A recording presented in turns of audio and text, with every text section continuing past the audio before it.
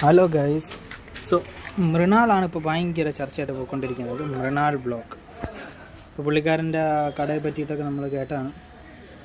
പുറത്തുള്ള കടയിൽ പോയി കഴിച്ചതിന് ശേഷം ഫുഡ് മോശമാണെന്ന് പറയുന്നതൊക്കെ നമ്മൾ കേട്ടാണ്. പക്ഷേ ഞാൻ നേരത്തെ പറഞ്ഞൊരു കാര്യമാണ്, ഇപ്പോൾ ആഹാര സാധനങ്ങൾ ഭയങ്കര വിലയാണ്. അതായത് ആഹാരം ഉണ്ടാക്കുന്ന സാധനങ്ങൾ ഭയങ്കര വിലയാണ്. ആ വിലയ്ക്ക് മേടിച്ച് ഒരു ഹോട്ടൽ നടത്തിക്കൊണ്ട് പോകാമെന്ന് പറയുന്നത് ഭയങ്കര വെല്ലുവിളി നേരിടുന്നൊരു സംഭവമാണ്. അപ്പോൾ അങ്ങനെയുള്ള ആഹാരങ്ങൾ നമ്മൾ കുറ്റം പറയാതിരിക്കുക. പക്ഷേ ഒരു ആഹാരത്തിൽ ഒരു ഈച്ചയോ ഒരു പല്ലിയോ ഒരു പൂച്ചയോ ഒരു പഴുതാരയോ എന്തെങ്കിലും കിടന്നു കഴിഞ്ഞാൽ നമുക്ക് വേണമെങ്കിൽ എണീച്ചൊരു അടിയെങ്കിലും കൊടുക്കാം.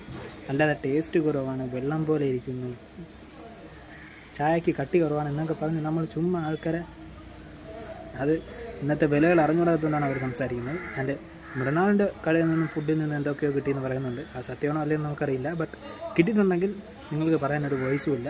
കേട്ടോണ്ടിരുന്ന് ചിരിച്ചുകൊണ്ടിരുന്നിട്ട് ഒരു കാര്യമില്ല.